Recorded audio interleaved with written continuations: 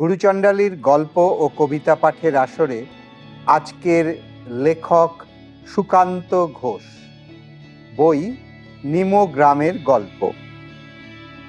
গল্পের নাম চাষার ছেলের বিলেতি ডিগ্রি। পাঠ করেছেন লেখক নিজে।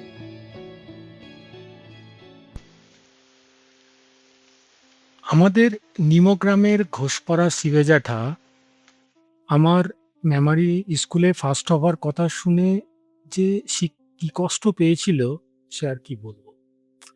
মানে কষ্টটা ঠিক আবার ফার্স্ট হওয়ার জন্য নয়, বরং দেশের শিক্ষা ব্যবস্থা নিচে নামতে নামতে কোথায় যে গেছে যে আমি পর্যন্ত ফার্স্ট হচ্ছি, এই ভাবনাতেই শিবে জ্যাঠার যা কিছু কষ্ট ছিল।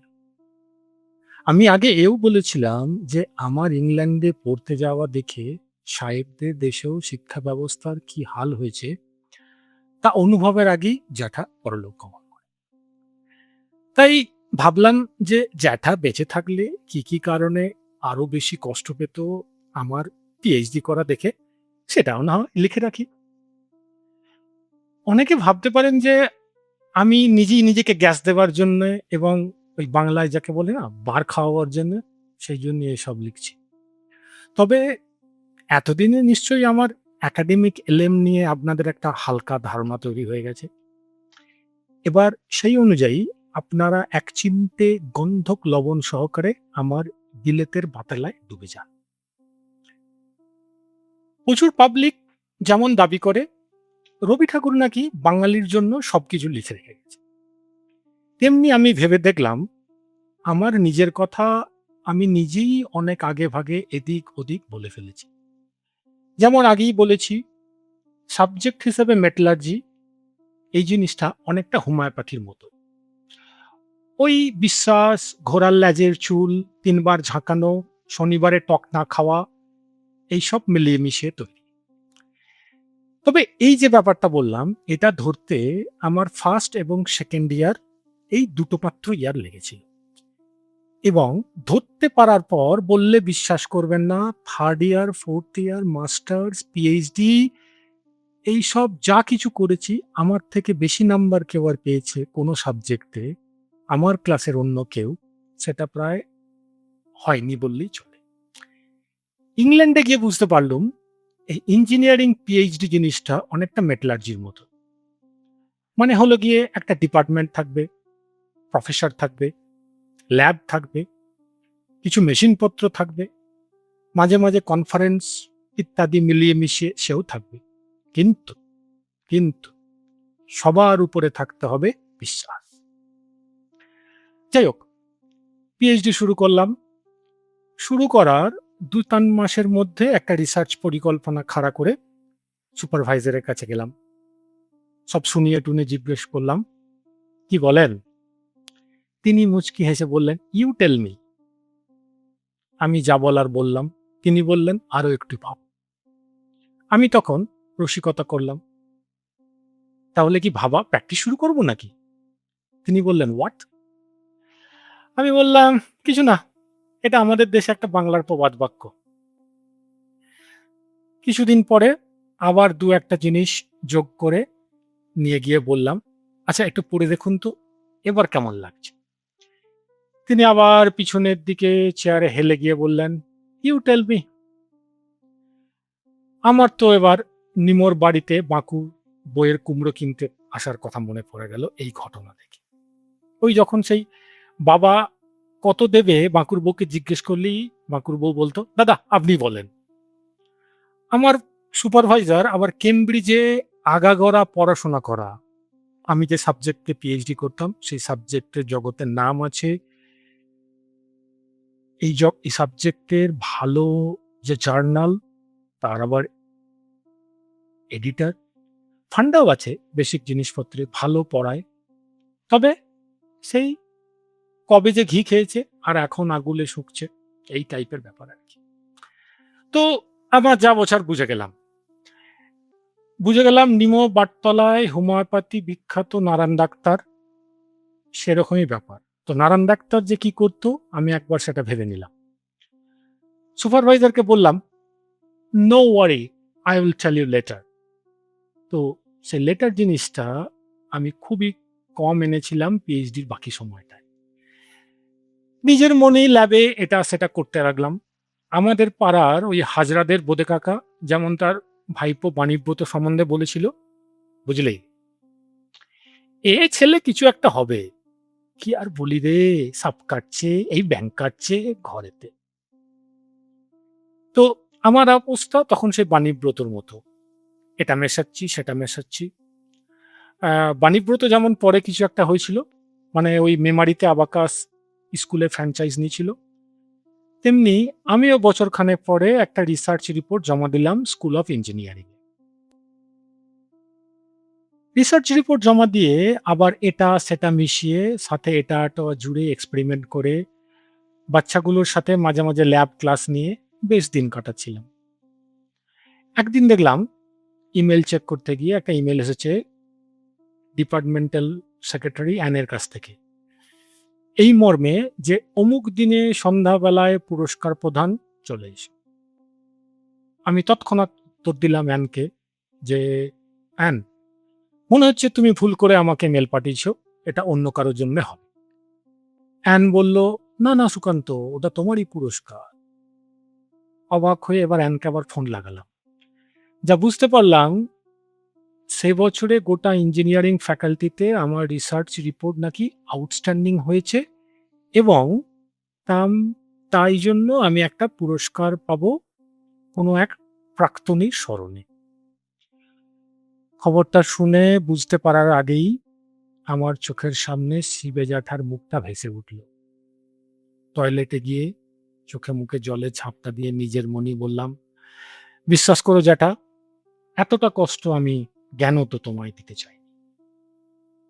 যাই হোক, ফাস্ট ফরওয়ার্ড, এবার প্রাইজ নেবার দিন। কলেজের অডিটোরিয়ামে পুরস্কার দেওয়া হবে, সঙ্গে দুজন গেস্ট নিয়ে যাওয়া যাবে, ডিনারও আছে পুরস্কার দেওয়ার পরে। আমার সাথে আর কে যাবে ভেবেই যাচ্ছি। যাকেই জিজ্ঞেস করি, হ্যাঁ রে যাবি, সেই বলে আমি বিজি। কে আর বন্ধু হয়ে বন্ধুর পুরস্কার নেওয়া দেখতে চায়, সে যতই ডিনারের লোভ দেখানো যাক না কেন। শেষ পর্যন্ত যতদিন মনে হচ্ছে জোসেফ আমার সাথে যেতে রাজি হলো। আমরা ল্যাব শেষে ময়লা জিন্স, ল্যাব কোটে জামায়, স্যাম্পল পলিশের দাগ, হাতের নখের ফাঁকে ওই স্যাম্পল পলিশ ল্যাবজাত ময়লা নিয়ে গিয়ে আমরা হাজির হলাম পুরস্কার প্রদান অনুষ্ঠানে। গিয়ে তো আমাদের ট্যাঁকেতে উঠে গেল। একে তো ইংরেজ জাত, সব টাই ফাই পরে চলে এসেছে। যারা পুরস্কার পাবে তাদের বাপ মাও এসেছে জম্পের ড্রেস লাগিয়ে। আমাদের তো ওই অবস্থায় দেখে কেমন সবাই যেন আর চোখে তাকাচ্ছে, ভাবছে শিওর এরা ফ্রি ডিনারের লোভে এসেছে। আমরা আর কি করি, চুপি চুপি গিয়ে পিছনের বেঞ্চে বসলাম। অনুষ্ঠান শুরুর পর একসময় ডাক এলো স্টেজে। কি আর বলি, পারলে প্রায় বুকে হেঁটে গিয়ে এমন ভাবে নিশ্চুপে স্টেজে গেলাম। সার্টিফিকেট নিয়ে চলে আসছি। সে বলল, আরে আরে দাঁড়াও দাঁড়াও দাঁড়াও দাঁড়াও দাঁড়াও, শুধু সার্টিফিকেট নিলে হবে, চেকটাও নিয়ে যাও। আমি তো শুনে অবাক। ফ্রি খাবার আর সার্টিফিকেট পেয়েই ছিলাম খুশি, তার উপর আবার চেক দিচ্ছে। বার্মিংহাম ইউনিভার্সিটি এবং আরো একবার মেটালার্জিকে ভালোবেসে ফেললাম। সিটে ফিরে এসে টুক করে চেকের অঙ্কটা দেখে মনটা আরো তো খুশ হয়ে গেল। তখন আমার মাসিক স্কলারশিপ যত ছিল তার প্রায় 4 গুণ টাকা। বেশ কিছুদিন ধরে একটা ল্যাপটপ কেনার জন্য টাকা জমাচ্ছিলাম। দুঃখ ছিল যে পিএইচডি শেষ হওয়ার আগে সেই ল্যাপটপের টাকা মনে হয় না জমবে বলে। এবার এই পুরস্কারটা পেয়ে সব সুরাহা হয়ে গেল। এত যে আনন্দ পেলাম কি বলবো। ওই পোশাক পরেই সাহেবদের গা ঘেঁষাঘেঁষি করে ঠেলাঠেলি করে প্রচুর ডিনার খাওয়া হয়ে গেল। একবার তো 2-1টা সাহেবকে হালকা পুশও করে দিলাম ডেজার্টের জায়গা থেকে। তারপরের দিন আমার বন্ধু আসানকে সঙ্গে নিয়ে জন লুইস ডিপার্টমেন্টাল স্টোরে গিয়ে ল্যাপটপ কেনা হয়ে গেল। সেই সোনি ল্যাপটপ আমাকে অনেক দিন বিশ্বস্তভাবে সঙ্গ দিয়ে গেছে। যাই হোক, এইভাবেই পিএইচডি চলছিল। আমার সুপারভাইজার আর কো সুপারভাইজার দুজনই প্রায় সব ব্যাপারে মাই ডিয়ার টাইপের লোক। আমিও আজকে আমেরিকা, কাল সুইজারল্যান্ড, পরশু ফ্রান্স, নানা ল্যাব ঘুরে এক্সপেরিমেন্ট এবং কনফারেন্স করে সময় কাটাচ্ছিল। খুব রেয়ার সুপারভাইজারের ঘরে গিয়ে আলোচনা এবং ওই যে সুপারভাইজারের সব শুনে ইউ টেল মি ওটা শোনা। সে এক বিশাল মস্তির টাইম। দেখতে দেখতে বছর 2 হয়ে গেল। এবার একটা রিসার্চ রিপোর্ট জমা দিলাম ইউকে ইনস্টিটিউট অফ করেশন অথরিটিকে। ব্যাস, আবার একবার শিবেজাটাকে দুঃখ দিলাম। সেবার পুরস্কার নিতে ডাকলো ম্যানচেস্টারে। হোটেল, ভালো খাওয়া দাওয়া সবই দিল। পুরস্কার নিতে উঠে শুধু একটা সার্টিফিকেট দিলাম। ততদিনে আবার আমার লোভ বেড়ে গেছে, চালা চেক নেই কেন। আমি গিয়ে ধরলাম চেয়ারপারসন প্রফেসর স্টুয়ার্টকে, বললাম, প্রফেসর স্টুয়ার্ট পয়সা দেবেন না? তো স্টুয়ার্ট বললেন, আরে আমাদের ফাইন্যান্সে কি একটা হালকা ইস্যু আছে, তুমি চিন্তা করো না, তুমি ফিরে যাও, আমি ঠিক সময় হলে পাঠিয়ে দেবো তোমার চেক ইউনিভার্সিটির ঠিকানায়। আমি তো সাহেবের কথায় বিশ্বাস করে চলে এলাম। ওদিকে বেশ কিছু সপ্তাহ হয়ে গেল, চেক আর আসে না। আমি তখন মাঝে মাঝেই স্টুয়ার্টকে মেল করা শুরু করলাম, প্রফেসর স্টুয়ার্ট চেক কোথায় গেল? সেই মেলের সময় নেই, শুক্রবার বিকেল, বুধবার সকাল, কোনো টাইমের ঠিক নেই। হাতে বেশি কাজ না থাকলেই আমি ইমেল করতাম। একসময় বিরক্ত হয়ে মনে হয় প্রফেসর স্টুয়ার্ট বলল, শোনো, আমি তোমাকে আমার নিজের অ্যাকাউন্ট থেকে চেক দিচ্ছি, পরে ইনস্টিটিউটের সিস্টেম ঠিক হলে আমি অ্যাডজাস্ট করে নেব। তো সেইভাবে সেই বছরের দুর্গাপুজোর বাড়ি ফেরার প্লেন ভাড়াটা ম্যানেজ হয়ে গেল। পিএইচডি শেষের দিকে এগোলে চাকরি খুঁজতে শুরু করলাম। তো আমার কাজ করেশন নিয়ে। তো করেশন যারা জানেন তারা বুঝতে পারবেন, এই করেশন ব্যাপারটা হচ্ছে আমাদের রোল ওই ডাক্তারদের মতো আর কি। রোগ বাড়লে চাহিদা বাড়বে। তো সে বছর বলতে নেই লাক ভালো, এদিক ওদিক পাইপলাইন, কোম্পানির ভেসেল, নানা কোম্পানির দুমদাম ফাটলো, আমাদের চাকরি গেল বেশ, বাজার ভালো হয়। খুব কম সময়ের মধ্যে গোটা 5 চাকরির অফার পেয়ে গেলাম। তো আমস্টারডামে আমার এখনকার কোম্পানিতে জয়েন করব বলে ঠিক করলাম। পিএইচডি মোটামুটি আমাদের গ্রুপ থেকে রেকর্ড সময়ে জমা দিয়ে নিমো ফেরার মাসখানেক সময় কাটিয়ে জয়েন করলাম। চাকরি করার কিছুদিন পর ভাইবার ডেট পেলাম, তখন আমি আমস্টারডামে। তো আমস্টারডাম থেকে ইংল্যান্ড যাব, বন্ধুদের জন্য এক গুচ্ছ স্ট্রুপ ওয়াফেল এবং ডাচ বিস্কুট নিয়ে বার্মিংহাম এয়ারপোর্টে নামলাম। এমন নয় যে বার্মিংহাম এয়ারপোর্ট থেকে এই প্রথম, কিন্তু কিন্তু এইবারই প্রথম আমার হাতে এক গাদা স্ট্রুপ ওয়াফেল, কেক, পেস্ট্রি এবং তদুপরি আমস্টারডাম থেকে এসেছি বলে ইমিগ্রেশন এবং কাস্টম বাবুদের আমার চোখ দেখি তেড়িয়ে গেল। একটা কুত্তা লেলিয়ে দিল। সেই কুত্তা এসে আমার ব্যাগ, গা, পিছনের ফাঁক সব শুকলো মন দিয়ে। তারপর আমি কুত্তার ক্লিয়ারেন্স পেলাম, কিন্তু মানুষ কাস্টমস তখনও বাকি। তো কাস্টমসে যিনি ছিলেন তেনার বদ্ধ ধারণা হয়েছে যে আমার কেক আর পেস্ট্রিতে গাঁজা ভরা আছে।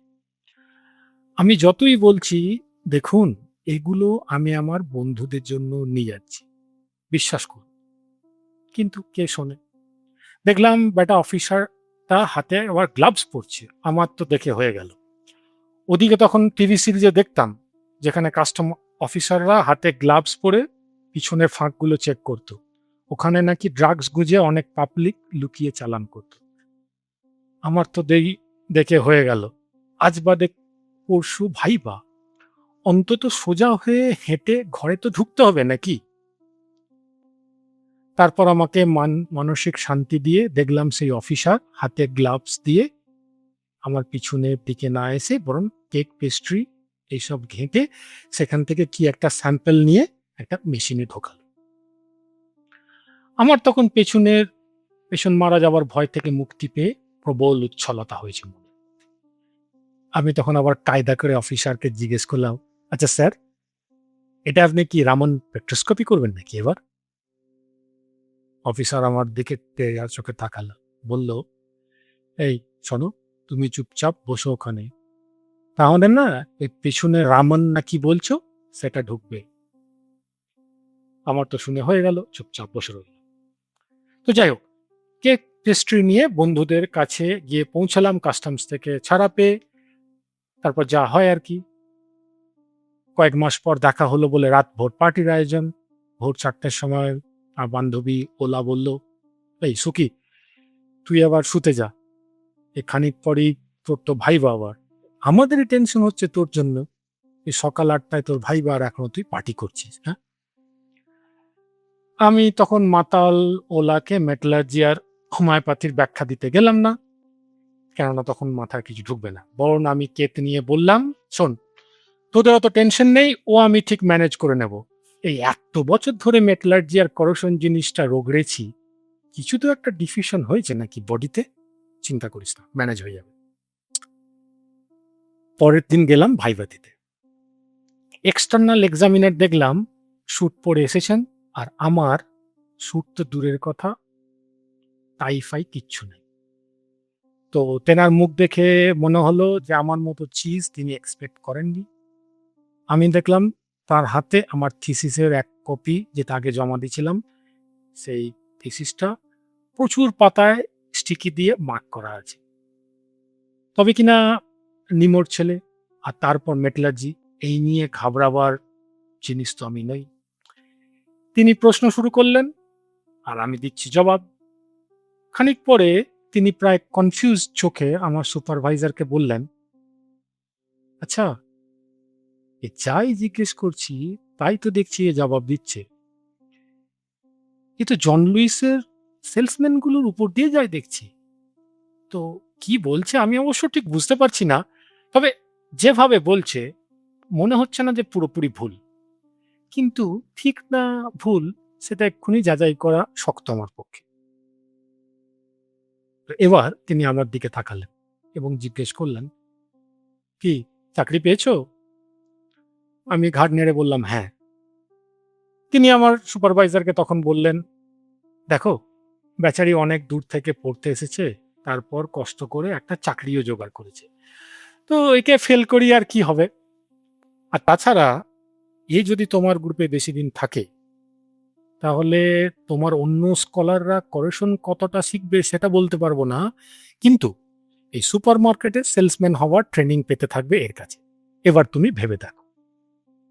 আমার সুপারভাইজার দেখলাম তখন স্পষ্ট ভয় খেয়ে গেল। ফট করে অ্যাসেসমেন্ট শিটটা কাছে টেনে নিয়ে চট করে সাইন করে দিয়ে বলল, কনগ্রাটস ডক্টর সুকান্ত। তো এই হয়ে গিয়ে আমার পিএইচডি লাভের গল্প। এবার সিবে জ্যাঠা বেঁচে থাকলে সেলসম্যানের উপমা শুনে খুশি হতো, কারণ জ্যাঠা আমাকে সেই কবেই ফ্যামিলি ব্যবসায় নেমে যেতে বলেছিল পড়াশোনা ছেড়ে দিয়ে। জ্যাঠার অ্যাসেসমেন্ট আফটার অল খুব একটা খারাপ ছিল না আমার স্ট্রেংথ নিয়ে। অনেক অনেক দিন আগে মেমারি স্কুলের বাংলার দুর্গা স্যার আমাকে বলেছিলেন, যা লেখা লিখবি কিন্তু শেষে একটা সামারি দিবি।